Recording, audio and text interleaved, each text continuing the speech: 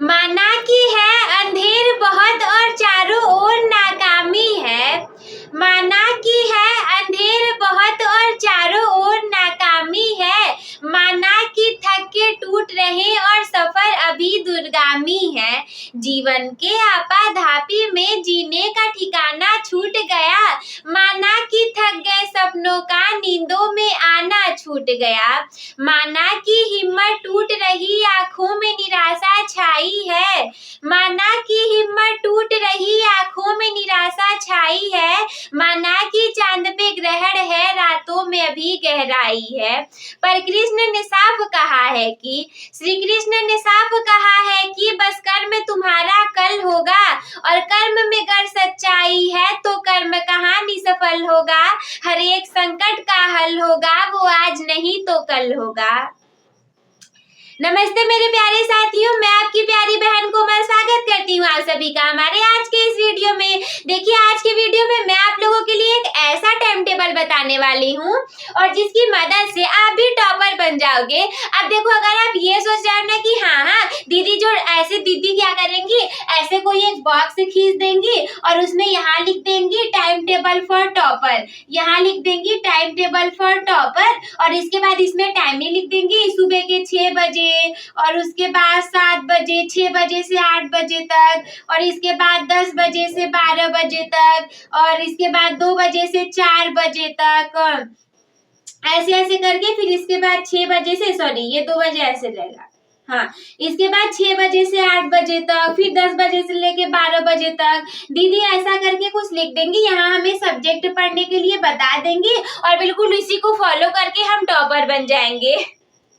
गलत फहमी में हो आप, बिल्कुल गलत फहमी में हो। हम क्या सारे लोग, इस दुनिया का कोई भी इंसान आपको वो टाइम टेबल नहीं बता सकता जिसको कि पढ़ के आप टॉपर बन जाओगे। ऐसा टाइम टेबल एग्जिस्ट ही नहीं करता जिसकी वजह से आप क्या करोगे, कोई बता दिया हम उसे फॉलो कर लिए, हम एकदम टॉपर बन जाएंगे, बहुत अच्छे 95-98% मार्क्स आ जाएंगे। तो ऐसा कुछ नहीं होगा।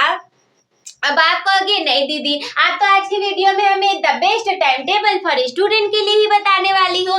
तो हाँ, मैं आप लोगों को द बेस्ट टाइम टेबल बताने वाली हूँ, लेकिन मेरा जो टाइम टेबल रहेगा, मेरा क्या वो कोई भी आपको बताएगा। अब जरूरी नहीं है कि वो आपके लिए फॉलो ही हो पाएगा। देखो सबसे पहले इसके पीछे का रीजन समझने का ट्राई करो।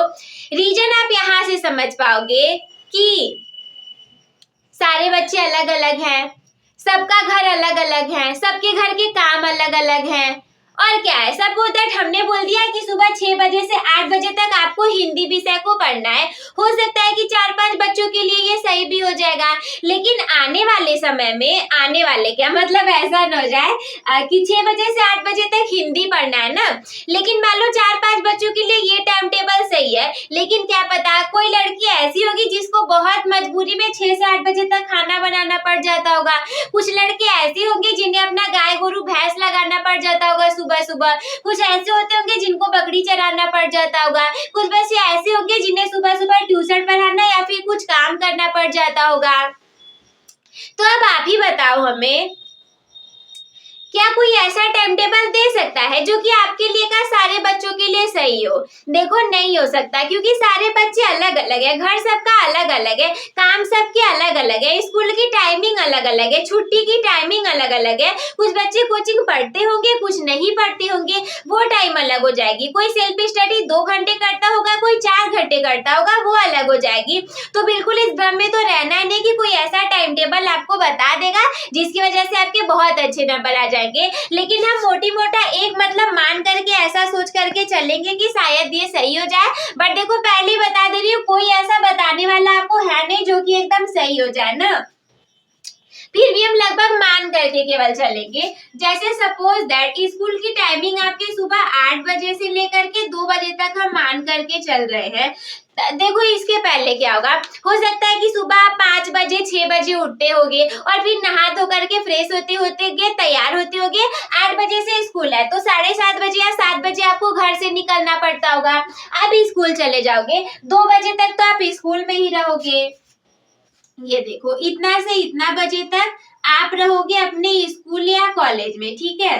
इतना से इतना बजे तक आप अपने स्कूल या कॉलेज को अटेंड करेंगे। देखो मैं पहले ही बता दे रही हूँ कि टाइम टेबल सबके लिए सेम नहीं हो सकता, सबके लिए अलग अलग हो जाएगा। अभी कुछ बच्चे क्या करेंगे कि इसके पहले भी मतलब 8 बजे के पहले भी वो 4 बजे उठ करके 6 बजे तक पढ़ाई कर लेंगे। 4 बजे से 6 बजे तक 2 घंटे पढ़ाई कर लिया, फिर तैयार हो गए, काम वाम किया, फिर 8 बजे स्कूल चले गए।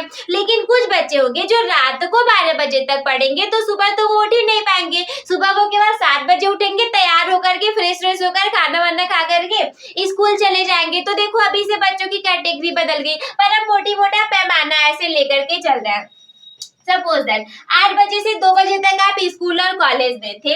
इसके बाद दूसरी कंडीशन, मान लो 2 बजे छुट्टी हुई, घर आने में खाना वाना खाने में आपको 3 बज गए। अब सपोज दैट कि 3 बजे से आपकी कोचिंग है, 3 बजे से 6 बजे तक आप कोचिंग करने के लिए जाते हो ना, हम इतना मान करके चल रहे हैं। अब आप जाते होगे या फिर नहीं जाते होगे वो आपके ऊपर है। मोस्ट ऑफ द बच्चों का टाइम टेबल ऐसा ही होगा।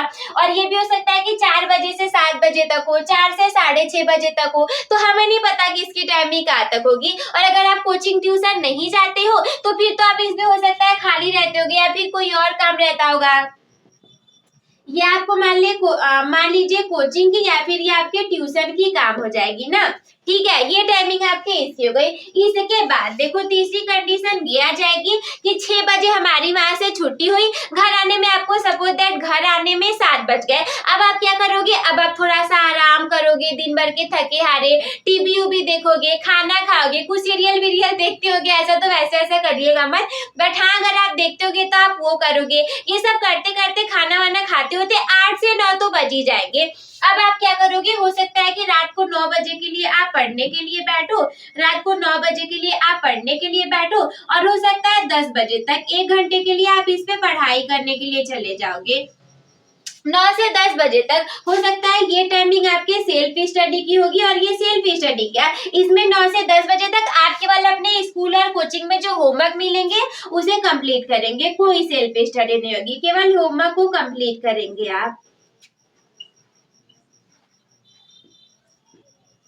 केवल होमवर्क को कंप्लीट करेंगे आप। ठीक है, तो ये सपोज दैट मोटी मोटा सारे बच्चों का लगभग ऐसा ही टाइम टेबल होगा, थोड़ी बहुत चीजें केवल अलग से होंगी। अब आप हमें एक बात बताओ, 6 घंटे का आपका स्कूल हो गया, 3 घंटे की आपकी कोचिंग हो गई, 1 घंटे आपने ये होमवर्क करने में बिता दिया। अब सबसे बड़ी बात जो यहाँ पर है, आप हमारे प्रश्न का जवाब दो कि सेल्फ स्टडी में आपने इसमें कितना टाइम दिया। 6 घंटे तो स्कूल वाले पढ़ाएंगे, टीचर पढ़ाएंगे ना, वो नाम 6 घंटे के हैं, लेकिन कुछ घंटे पढ़ेंगे, कुछ खाली रहेगी, कुछ आपको बातें नहीं समझ में आएंगी, कुछ क्लास एकदम बोरिंग चले जाएंगे, ऐसा हो जाएगा। मान लो 3 घंटे की कोचिंग भी आपकी, लेकिन क्या पता कोचिंग वाले टीचर अपने अकॉर्डिंग पढ़ाएंगे, वो सिलेबस पूरा करवा पाएंगे कि नहीं करवा पाएंगे, उन्होंने जो पढ़ाया वो आपको आ रहा है कि नहीं आ रहा है। और इसके बाद 1 घंटे तो आपने इन दोनों जगह से मिलने वाले होमवर्क को कंप्लीट करने में लगा दिया। अब इसमें आपने खुद से कितना पढ़ा, अब बताओ इसमें सेल्फ स्टडी की टाइमिंग कितनी है। सेल्फ स्टडी की कोई टाइमिंग आपको इसमें दिख रही है? सेल्फ स्टडी की तो टाइमिंग ही नहीं है ना। देखो सबसे पहली बात ये, हम मान लेते हैं आपको कि 8 घंटे जो है वो आपके सोने के रहते होंगे ना, मान लो 8 घंटे आपके सोने के रहते हैं, 7 घंटे भी हम मान सकते हैं, 8 घंटे मान लो आप सोते हो, कि मैंने बहुत ज्यादा ले लिया वैसे। और इसके बाद मान लो 8 घंटे, 8 घंटे का ये तो बहुत ज्यादा हो जाएंगे ना, हम 4 घंटे लेकर के चलते हैं। ठीक है, 4 घंटे आपके बाकी कामों में जाते होंगे। देखो मान लो 8 घंटे आपको ये स्लीपिंग आवर्स हो गए, 8 आवर्स आपके स्लीपिंग टाइमिंग के लिए हो गए, स्लीपिंग टाइमिंग। और इसके बाद फिर 4 घंटे हम आपके और किसी काम को देख लेते हैं, जैसे कि स्कूल आना जाना, ब्रश करना, फ्रेश होना, वॉशरूम से आना, नहाना, कपड़े पहनना, गेट रेडी होना, स्कूल जाना आना, टीवी देखना, खाना खाना, थोड़ा बहुत घर के काम कर लेना, ये सारी चीजें हम 4 घंटे मिला करके ले लेते हैं ना। अब देखो एक दिन और रात में होते हैं कितने, 24 घंटे। एक दिन और रात में, हम केवल एक दिन या एक रात को नहीं मिलाएंगे, एक दिन रात में कितने होते हैं, 24 घंटे। और 8 4 12 घंटे आपके इसमें चले गए। अब देखो अब भी आपके पास 12 घंटे हैं। अगर अब आप बोल रहे हो कि मेरे पास नहीं दीदी टाइमिंग नहीं है ना, तो आप झूठ बोल रहे हो, आप गलत बोल रहे हो, धोखा आप खुद को दे रहे हो, किसी दूसरे को नहीं। देखो अब भी आपके पास 12 घंटे की टाइमिंग है। हमने देखो इतना ज्यादा रख लिया। अगर 7 घंटे सोओगे, मान लो 5-6 घंटे काम करोगे, 12 घंटे आपको बचेंगे ही बचेंगे पढ़ने के लिए। इसमें से भी 2 घंटे हटा दो, 10 घंटे तो बचने चाहिए ना आपको पढ़ने के लिए। स्कूल कोचिंग की चीजों को हटा दो, फिर भी 4 से 5 घंटे आपको पढ़ने के लिए बच ही जाएंगे। और उन 4-5 घंटों में सेल्फ स्टडी आपको खुद से करनी है। टाइम टेबल आपका खुद का होगा कि शुरुआत में आप उठ करके सुबह पढ़ोगे, या फिर रात को आप पढ़ोगे, या फिर ट्यूशन से आने के बाद आप पढ़ोगे, या फिर किसी का कोई काम होगा तो वो उस काम को करने के बाद कैसे पढ़ेगा। देखो ये जो वर्ड है ना डेली रूटीन, ये जो वर्ड है ना डेली रूटीन, ये सबका अलग अलग होता है। ये किसी का भी डेली रूटीन एक जैसा सेम नहीं हो सकता। मैं बता रही हूँ ना, हो सकता है लड़कियों का अलग होगा, लड़कों का अलग होगा। डेली रूटीन सबके अलग अलग होंगे। अब आप बताओ, जब सारे इंसान अलग है, डेली रूटीन अलग अलग है, तो क्या टाइम टेबल सेम हो सकता है? टाइम टेबल भी अलग अलग हो जाएगा, सेम हो ही नहीं पाएगा ये। तो आई होप कि ये जो बहुत बड़ा सा मिथ बच्चों के मन में चलता है कि टाइम टेबल कोई हमें ऐसा दे दे जिसकी वजह से हमारे बहुत अच्छे नंबर आ जाए, वो आपको क्लियर हो गए रहेंगे कि क्या है, कि ऐसा कुछ नहीं है। टाइम टेबल आपका खुद से रहेगा। इतने घंटे हमें यहाँ पढ़ना है, इतने घंटे यहाँ पढ़ना है, ये वाली हमारी खुद से रहेगी। तो वो आपका खुद का होगा, कोई भी आपको बता नहीं सकता। आई होप मेरे प्यारे दोस्तों कि आप लोग को ये सारी चीजें अच्छे से समझ में आ गई होंगी। तो आपके बोर्ड एग्जाम के लिए बहुत सारी शुभकामनाएं। हंसते खेलते मुस्कुराते रहिए आप सभी। टाइम टेबल खुद से बना करके पढ़िएगा, कोई दूसरा नहीं दे सकता। आपकी दीदी मिलते हैं आपसे किसी अगले धमाकेदार इंटरेस्टिंग वीडियो के साथ। तब तक के लिए धन्यवाद।